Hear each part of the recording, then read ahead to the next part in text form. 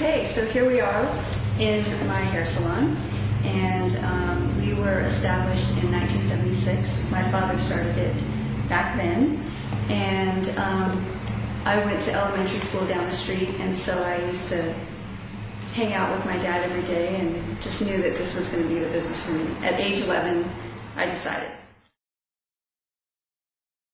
I took over the business about 16 years ago, and I would say that probably the biggest challenge at that time was just the transition of deciding, what roles we had. Like, my dad still worked here for a little while, and so I just loved the history and the tradition and the old-fashioned ma and pa type of salon that he had established. I loved that.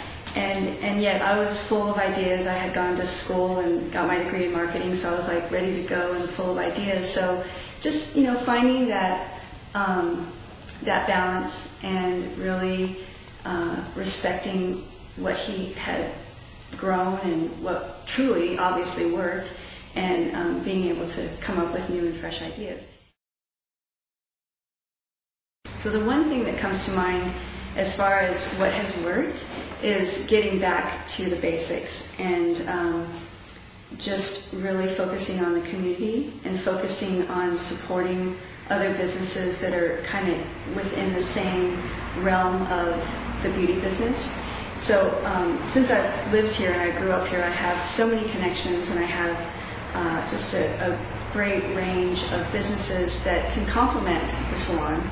And so I have somebody that's involved in skincare, makeup, personal training, massage. I mean, I could get really creative with all the businesses that can complement this hair salon.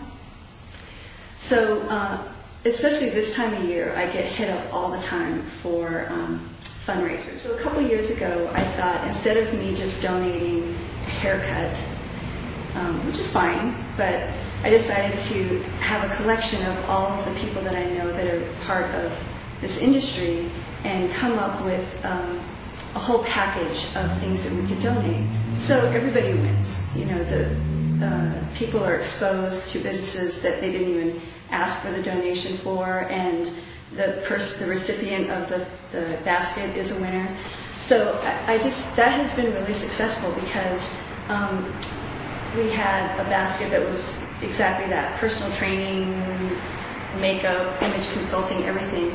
And so they will come to me and get their haircut, their complimentary haircut, and then they'll talk about, well, I got this fundraiser. They don't even realize that, I was the one that put it together. And they're like, oh yeah, I got this basket, and there was somebody that did personal training. I'm like, that person is great. You got to check them out. And they had already bought it, so it's all free for them.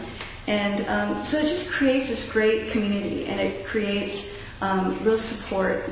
We all kind of know this person, so we kind of are all working on this makeover for this one particular person. And they've all continued to come back to our businesses, and so it starts out at giving away service, and it starts with kind of being creative and taking a risk and giving away all this stuff for free. But in the end, it worked out really well. So I've been doing that for several years.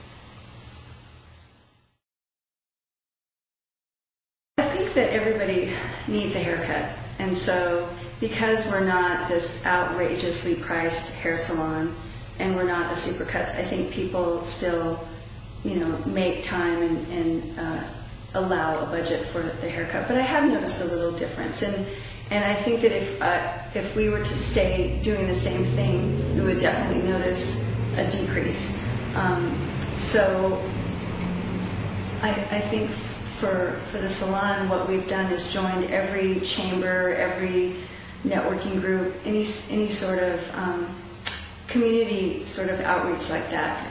We've been really involved in, and I think that helps, like really getting out into the community and being supportive of one another. So I think that more than anything, rather than trying to advertise or get crazy with coupons and that sort of thing, I think just getting back to one-on-one relationships and developing relationships within the community. Well, I think that the service is, we're always really focused. We have meetings once a month on how we can improve our service. So I think that is kind of the key.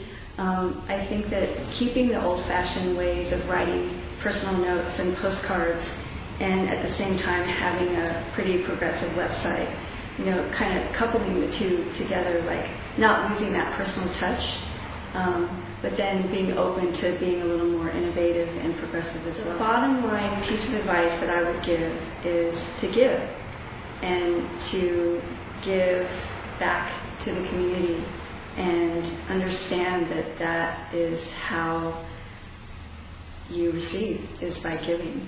And however that looks to you, whether it's of your time, or of your advice, or of just in any form, I think that just giving is, you'll always receive something back.